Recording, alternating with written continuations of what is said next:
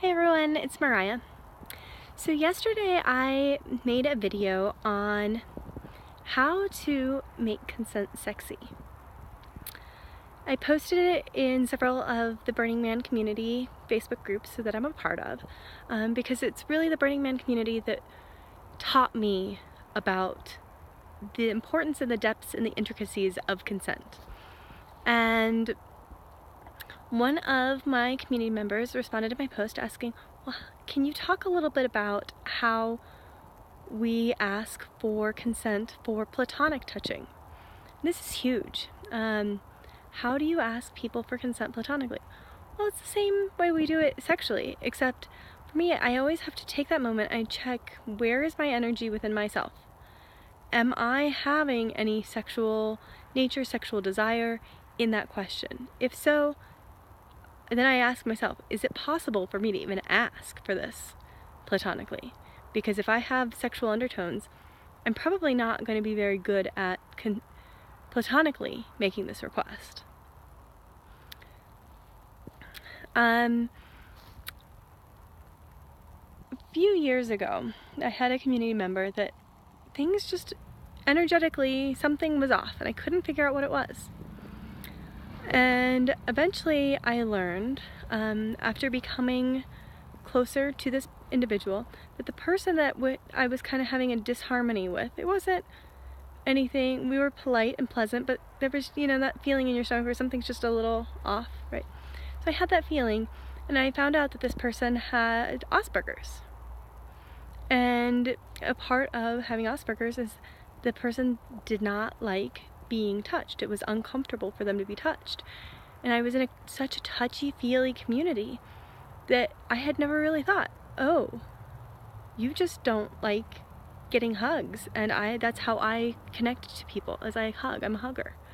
And so one of the lessons that I really learned from that was asking, and again, asking for consent is pulling out my ego, pulling out whatever I want, and really offering an invitation. So, may I hug you? Would you like a hug? The biggest one I found that I like to ask actually is, are you a hugger? So that way it's, how do you operate in the world? And then I can say, oh, you're a hugger, great, let me give you a hug. Or you say, no, I'm not a hugger. And I'm like, okay, cool. Is it okay if I shake your hand? Or may I shake your hand? That's a really powerful way to ask, right?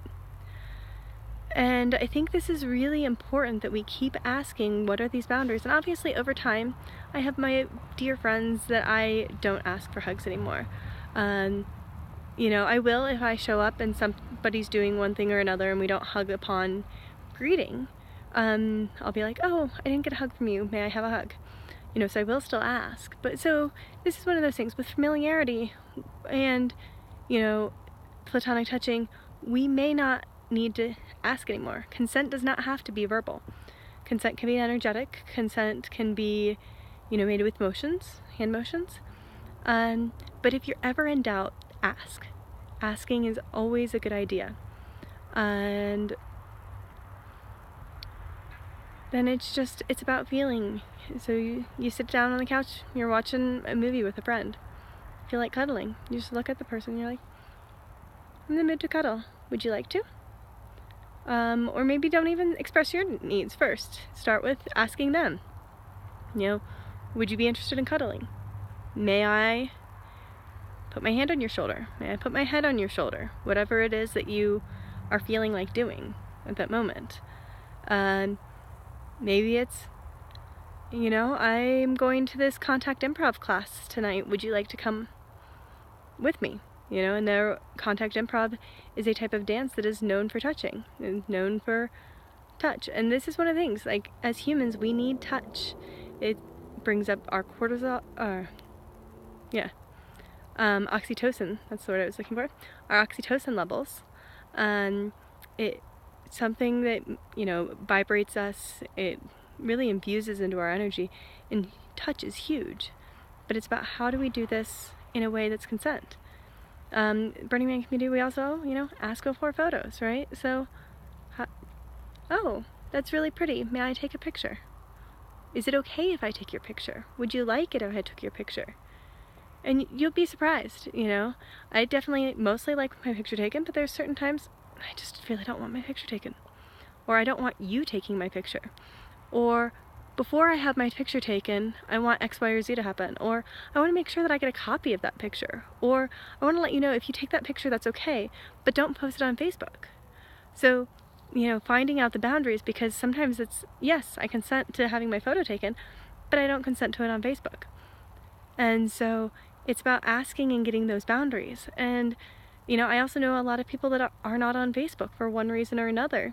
And they're all good reasons, you know. I mean, they're their reasons, so I honor and respect them, right? And so it's really important. Maybe, you know, for me, I am on Facebook, but a lot of people aren't. And they don't want their photos out there. Or they don't want the photos of their children out there. And that's okay.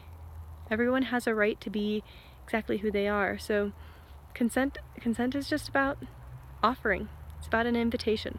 So how do you invite an engagement with someone, whether it's on a physical level or not, you know? So maybe it's the, you know, even asking before you touch people at all. Oh, your tattoo is pretty. Or may I feel your sweater because that looks like a really soft material. Or your hair looks really pretty, may I touch it? Whatever it is, asking.